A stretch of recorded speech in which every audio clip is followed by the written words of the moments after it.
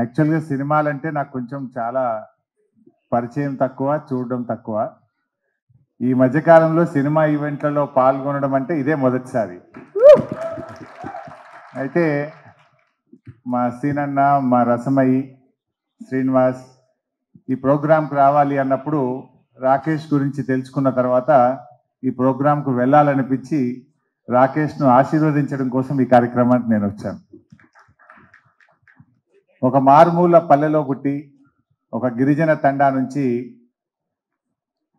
కష్టంతో తన ప్రతిభతో ఎంతో కష్టపడి ఎదిగి ఈ స్థాయికి వచ్చి రాకింగ్ రాకేష్గా ఆయన పేరు తెచ్చుకోవడం నిజంగా చాలా సంతోషం.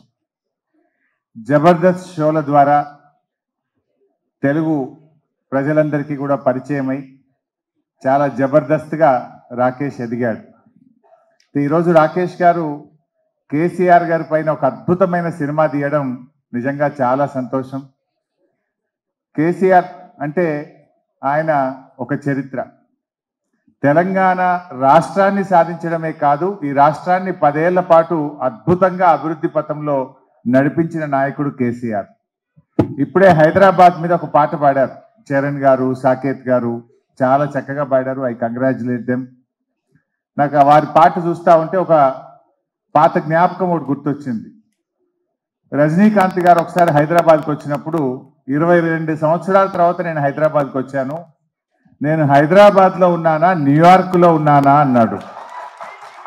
అంటే కేసీఆర్ గారు పల్లెల్ని అభివృద్ధి చేశాడు, హైదరాబాద్ను అద్భుతంగా అభివృద్ధి చేశాడు. అభివృద్ధి అనేది మనం చూసే భౌతికమైన అభివృద్ధి కాదు, ఆయన సామాజికంగా, సంస్కృతి పరంగా ఈ రాష్ట్రాన్ని అన్ని రంగాల్లో కూడా అద్భుతంగా అభివృద్ధి పథంలో నడిపించి ఒక దిశను ఈ రాష్ట్రానికి, కొత్తగా ఏర్పడ్డ రాష్ట్రానికి చూపిన నాయకుడు కేసీఆర్. నిజంగా ఈరోజు దేశానికి దిక్సూచిగా తెలంగాణ నిలబడ్డదంటే అది కేసీఆర్ గారు చేసిన కృషి. అయితే వారి కృషిని, వారి పోరాటాన్ని ప్రజలకు చూపించే ఒక గొప్ప ప్రయత్నం రాకేష్ చేసినారు. జనరల్ ఎవరైనా అధికారంలో ఉన్నప్పుడు పవర్లో ఉన్న పార్టీకి సినిమా తీస్తారు, కానీ అధికారంలో లేకపోయినా సినిమా తీశాడే, అది ఆయనలో ఉన్న నిజమైనటువంటి ప్రేమ అనుకోవచ్చు, దమ్ము అనుకోవచ్చు, ధైర్యం అనుకోవచ్చు.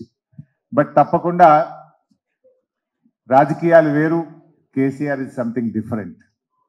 ముఖ్యమంత్రులు వస్తుంటారు, పోతుంటారు, కానీ తెలంగాణ రాష్ట్రాన్ని సాధించింది మాత్రం ఒకే ఒక్కడు, దట్ ఈస్ కేసీఆర్. అది ఇంకొకరికి అవకాశం లేదు. ఒక చరిత్ర సృష్టించారు. అటువంటి కేసీఆర్ గారి గురించి చక్కగా ఒక మంచి సినిమా తీశారు, చాలా సంతోషం.